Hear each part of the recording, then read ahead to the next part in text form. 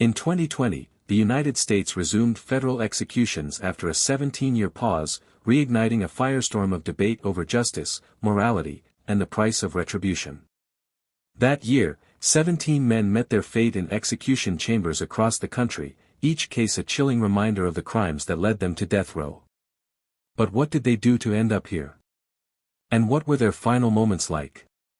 Tonight, we unravel the stories of the 20 most brutal executions of 2020, from the calculated to the catastrophic, as we descend into the heart of America's death penalty system.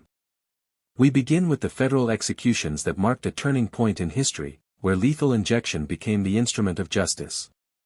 But for some, the process was anything but swift or painless.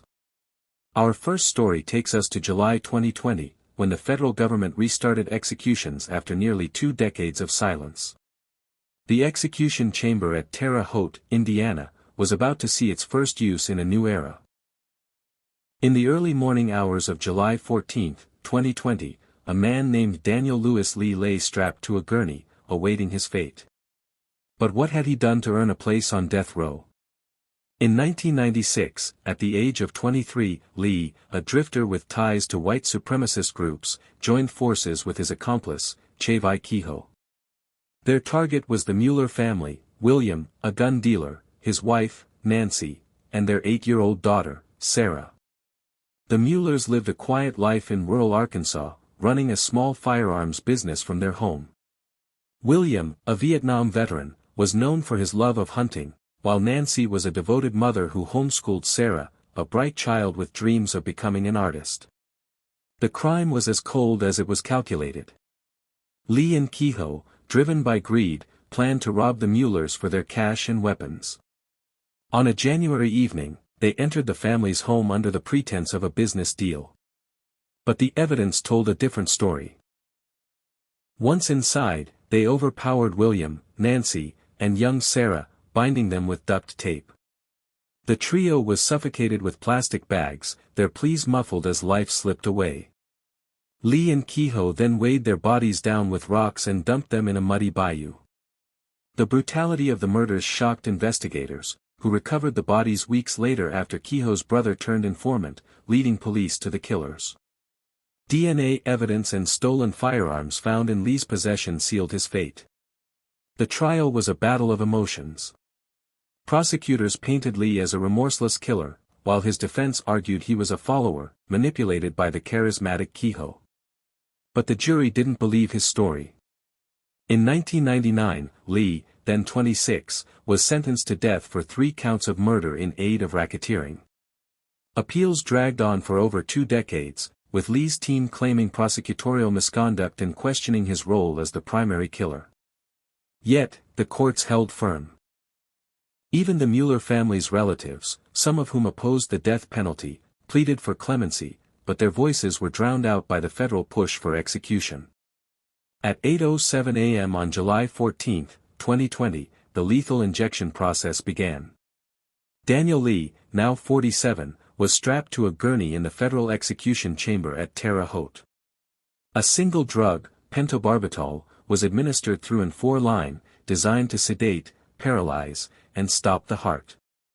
The protocol was meant to be quick, unconsciousness in minutes, death soon after.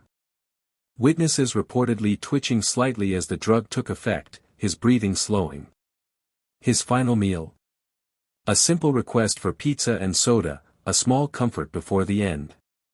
Lee's last words were defiant, "I didn't do it. I've made a lot of mistakes in my life, but I'm not a murderer. You're killing an innocent man."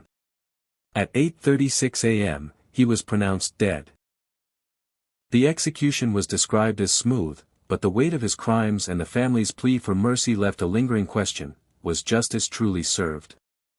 On January 13, 2021, the execution chamber saw the death of Lisa Montgomery, the only woman executed by the federal government in 2020's wave.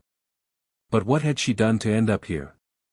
In 2004, at age 36, Montgomery, a Kansas woman with a history of mental illness, committed a crime that horrified the nation. But before that, let's talk briefly about what pushed Lisa to the edge of her sanity. Lisa Montgomery's childhood was a nightmare of abuse that left deep scars on her mind and shaped the mental illnesses that haunted her life. Born in 1968 in Melbourne, Kansas, Lisa grew up in a broken home filled with violence and fear. Her stepfather, a cruel man, began sexually abusing her when she was just 11 years old. The assaults were brutal, repeated rapes that went on for years, often violent and terrifying. Her mother, struggling with alcoholism, didn't protect her. Instead, she blamed Lisa, sometimes beating her with belts or cords for causing trouble. The physical abuse was relentless. Lisa was whipped, slapped, and starved, living in a rundown house where neglect was a way of life. By her teens, the horror deepened. Her mother forced her into prostitution, making her sleep with strangers to bring in money for the family.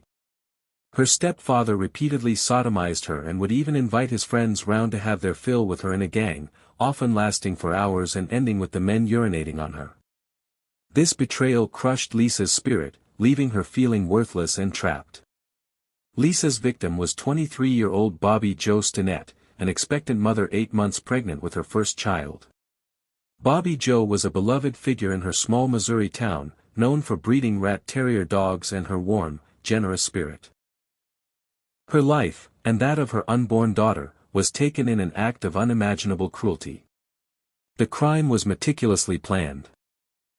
Montgomery, desperate to claim a baby as her own after multiple miscarriages, befriended Bobby Jo online, posing as a buyer for one of her dogs. On a December afternoon, Montgomery drove to Bobby Jo's home, strangled her with a rope, and performed a crude cesarean section with a kitchen knife to remove the unborn child. Miraculously, the baby survived and was later rescued. Bobby Jo's body was found by her mother, bloodied and lifeless on the kitchen floor. The trial was a storm of emotion. Prosecutors portrayed Montgomery as a calculating predator, while her defense argued her severe mental illness, stemming from childhood abuse and trauma, rendered her incapable of rational intent. But the jury didn't believe her story. In 2007, Montgomery, then 39, was sentenced to death for kidnapping resulting in death. Appeals focused on her mental health, arguing she was incompetent to stand trial or face execution. Despite expert testimony about her dissociative disorders, the courts upheld her sentence. On January 13, 2021, at 1:31 a.m., Lisa Montgomery, now 52, was strapped to the gurney. Her final meal was a simple request: a cheeseburger, fries, and a soda, a modest choice reflecting her Midwestern roots. Her last words were quiet, no final statement. At 1:49 a.m., she was pronounced dead, but was this a just ending despite her crime? Months earlier, on July 16, 2020, another execution took place in the same chamber. Wesley Ira Purkey's name was next on the list. But what had he done to end up here? In 1998, at age 46, Purkey, a Kansas City mechanic with a history of violence, committed a crime that horrified the nation. His victim was 16-year-old Jennifer Long, a high school student who dreamed of becoming a nurse. Jennifer was known for her kindness, volunteering at her local animal shelter and helping classmates with homework. Purkey's crime was a descent into depravity. On a cold January night, he lured Jennifer to his car under the pretense of offering her a ride home. Instead, he drove her to an abandoned lot, where he raped and stabbed her repeatedly. Her body was dismembered with a chainsaw, and Purkey disposed of the remains in a septic pond. Months later, he confessed to another murder, that of 80-year-old Mary Ruth Bales, beaten to death during a burglary. The investigation into Jennifer's murder gained traction when Purkey's DNA matched evidence from the crime scene, and his own confession to police detailed the gruesome acts. The evidence was overwhelming. The trial was swift but contentious. Purkey's defense claimed he suffered from mental illness and brain damage from years of drug abuse, arguing diminished capacity. Prosecutors countered that his methodical disposal of Jennifer's body showed clear premeditation. In 2001, Purkey, then 49, was sentenced to death for kidnapping and murder across state lines. Appeals focused on his mental competency, with his lawyers arguing he was unfit for execution due to dementia. A last-minute stay was denied by the Supreme Court, clearing the way for his death. On July 16, 2020, at 8:19 p.m., Wesley Purkey, now 68, faced lethal injection. The pentobarbital flowed through the fore, but witnesses noted a prolonged process. Purkey gasped and struggled for breath for nearly 15 minutes, a sign the sedation may not have been immediate. His final meal was a hamburger, fries, and a milkshake, a nod to his Midwestern roots. His last words were haunting: "I deeply regret the pain and suffering I caused to Jennifer's family. I am deeply sorry." At 8:41 p.m., he was pronounced dead. The extended duration raised questions about the drug's effectiveness, marking this execution as slightly more brutal than Lee's. The next day, July 17, 2020, brought another execution to Terre Haute. Dustin Lee Hunkins' crimes were a chilling tale of power and vengeance. But what had he done to end up on death row? In 1993, at age 25, Han Ken, a methamphetamine kingpin in Iowa, orchestrated a series of murders to protect his drug empire. His victims included Greg Nicholson, a drug dealer turned informant, Nicholson's girlfriend, Lori Duncan, and her two daughters, Candy, 10, and Amber, 6. The Duncan family lived a simple life. Greg worked odd jobs, while Lori was a single mother devoted to her girls, who loved school and ballet classes. Hunkins' crimes were meticulous. Fearing Nicholson would testify against him, Han Ken, with accomplice Timothy Cutcomb, kidnapped the family from their Mason City home. They were shot execution style, their bodies buried in a shallow grave in a wooded area. Han Ken later killed another informant, Terry DeGius, beating him to death with a bat. The investigation stalled until 1996, when Cutcomb confessed, leading police to the bodies. Forensic evidence, including bullet casings and Hunkins' own admissions, tied him to the murders. The evidence was overwhelming. The trial was a spectacle, with prosecutors detailing Hunkins' ruthless control over his drug network. His defense argued he was a product of a troubled upbringing, but the jury didn't believe his story. In 2004, Han Ken, then 36, was sentenced to death for 5 counts of murder. A last-minute plea for clemency, citing his rehabilitation in prison, fell on deaf ears. On July 17, 2020, at 4:36 p.m., Dustin Han Ken, now 52, was strapped to the gurney. The lethal injection protocol mirrored Lee's and Purkey's, a single dose of pentobarbital. Witnesses reported Hunkins' breathing slowed steadily, but his eyes remained open, unblinking, for several minutes, creating an eerie scene. His final meal was a modest pizza and soda. His last words were brief: "I'm ready." At 4:54 p.m., he was pronounced dead. The execution was relatively quick, but the haunting image of his open eyes left witnesses unsettled, edging this case toward the brutal. On August 26, 2020, the Terre Haute Chamber saw another execution, this time of Keith Dwayne Nelson.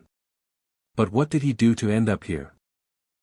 In 1999, at age 34, Nelson, a transient with a violent past, targeted 10-year-old Pamela Butler, a bright Kansas girl who loved roller skating and dreamed of becoming a veterinarian. Her abduction from a quiet neighborhood street shocked the community. The crime was horrifying. Nelson kidnapped Pamela while she was roller skating near her home, drove her to a secluded area, and raped and strangled her. Her body was found days later in a wooded area, wrapped in a tarp. The investigation moved quickly. Surveillance footage from a nearby store captured Nelson's van, and DNA evidence from Pamela's body matched his profile. A tip from a neighbor who saw Nelson acting suspiciously led to his arrest. He confessed, detailing the chilling premeditation behind his actions. The trial was emotionally charged. Prosecutors emphasized Nelson's prior convictions for assault, while his defense argued he suffered from severe mental illness. But the jury didn't believe his story. In 2001, Nelson, then 36, was sentenced to death for kidnapping and murder. On August 26, 2020, at 4:32 p.m., Keith Nelson, now 55, faced lethal injection. The pentobarbital was administered, but witnesses reported Nelson convulsing briefly, his chest heaving as the drug took effect. The process lasted nearly 20 minutes, longer than prior executions, suggesting possible complications with the foreline. His final meal was a large pepperoni pizza and ice cream, a childlike choice that contrasted with his crimes. Nelson offered no final words, remaining silent as the end came. At 4:53 p.m., he was pronounced dead. 2 days later, on August 28, 2020, the execution of Christopher Andre Villalba took place, a case that stirred controversy and questions about justice. But what had he done to end up on death row? In 1999, at age 19, Villalba, a Texas gang member, committed a double murder that shook Fort Hood. His victims were Todd and Stacy Bagley, a young couple in their 20s who were youth ministers at a local church. Todd was a Navy veteran, and Stacy was known for her volunteer work with at-risk youth. Villalba's crime was a robbery gone wrong. He and accomplices lured the Bagleys to their car under the pretense of needing help, then carjacked them at gunpoint. After driving to a remote area, Villalba shot both Todd and Stacy in the head and set their car on fire with their bodies inside. The investigation relied on accomplice testimony and forensic evidence, including shell casings linked to Villalba's gun. His arrest followed a tip from a co-conspirator seeking a plea deal. The evidence was overwhelming. The trial sparked debate over Villalba's youth at the time of the crime. Prosecutors argued his gang leadership showed premeditation, while his defense claimed he was influenced by a troubled upbringing. In 2000, Villalba, then 20, was sentenced to death. Appeals raised issues of racial bias in jury selection and his age, but the courts upheld the sentence. A last-minute appeal citing his rehabilitation and remorse was denied. On August 28, 2020, at 6:46 p.m., Christopher Villalba, now 40, was executed by lethal injection. The pentobarbital injection caused visible distress. Villalba gasped and shuddered for over 15 minutes, suggesting incomplete sedation. His final meal was a poignant request: steak, mashed potatoes, and chocolate cake, reminiscent of a family dinner. His last words were a prayer: "Father, I thank you for your grace and mercy. I pray for the families I've hurt." At 7:08 p.m., he was pronounced dead.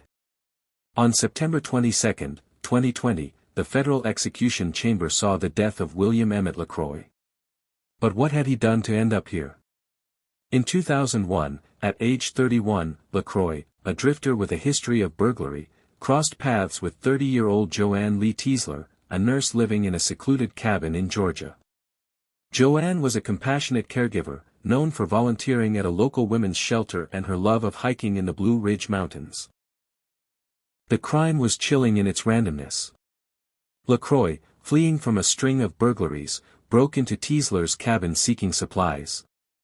When Joanne returned home unexpectedly, he ambushed her, binding her with electrical cords. He raped her, then stabbed her repeatedly in the back and slit her throat.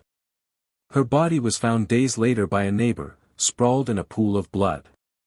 The investigation zeroed in on LaCroix after police found his fingerprints on a stolen vehicle parked nearby, and DNA evidence from the crime scene matched his profile. A manhunt led to his arrest at the Canadian border, where he confessed, claiming the murder was a spur-of-the-moment act. The trial was a clash of narratives. Prosecutors portrayed LaCroix as a predator who planned the attack, while his defense argued his troubled childhood and mental health issues diminished his culpability. But the jury didn't believe his story. In 2004, LaCroix, then 34, was sentenced to death for carjacking resulting in death. On September 22, 2020, at 9:06 p.m., William LaCroix, now 50, was strapped to the gurney. The lethal injection process began with a single dose of pentobarbital, intended to render him unconscious and stop his heart. His final meal? A modest request for fried chicken, mashed potatoes, and a soda, a simple comfort from his southern roots. His last words were heartfelt: "I'm so sorry for what I did to Joanne. I hope her family can find peace." At 9:23 p.m., he was pronounced dead. On November 19, 2020, the Terre Haute Chamber welcomed another condemned man, Orlando Cordia Hall. But what had he done to end up here? In 1994, at age 23, Hall, a drug trafficker in Fort Worth, Texas, targeted 16-year-old Lisa Renee, a high school student who loved basketball and dreamed of playing college ball. Lisa was a star athlete, known for her infectious smile and leadership on her team. In September 1994, Hall and several accomplices ran a marijuana trafficking operation out of Pine Bluff, Arkansas. After a failed drug transaction involving $4,700, Hall and his accomplices went to the Arlington, Texas, home of a man they believed had reneged on the deal.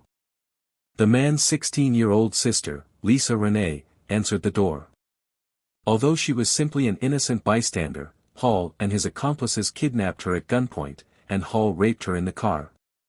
Hall's accomplices subsequently drove her to a motel in Arkansas, where they raped her several more times. Hall and his accomplices then took her to a park where they had dug a grave. There, they beat her over the head with a shovel, soaked her with gasoline, and buried her alive. The trial was a media firestorm. Prosecutors painted Hall as a ruthless dealer who saw Lisa as collateral, while his defense argued he was a product of poverty and lacked intent to kill. But the jury didn't believe his story.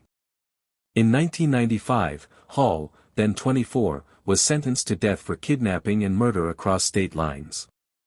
On November 19, 2020, at 11:47 p.m. Orlando Hall, now 49, was executed by lethal injection. His final meal was a surprising request: fried fish, cornbread, and sweet tea, a nod to his southern upbringing. His last words were a plea: "I'm not the man I was. I ask for forgiveness from Lisa's family." At 12:07 a.m. on November 20, he was pronounced dead.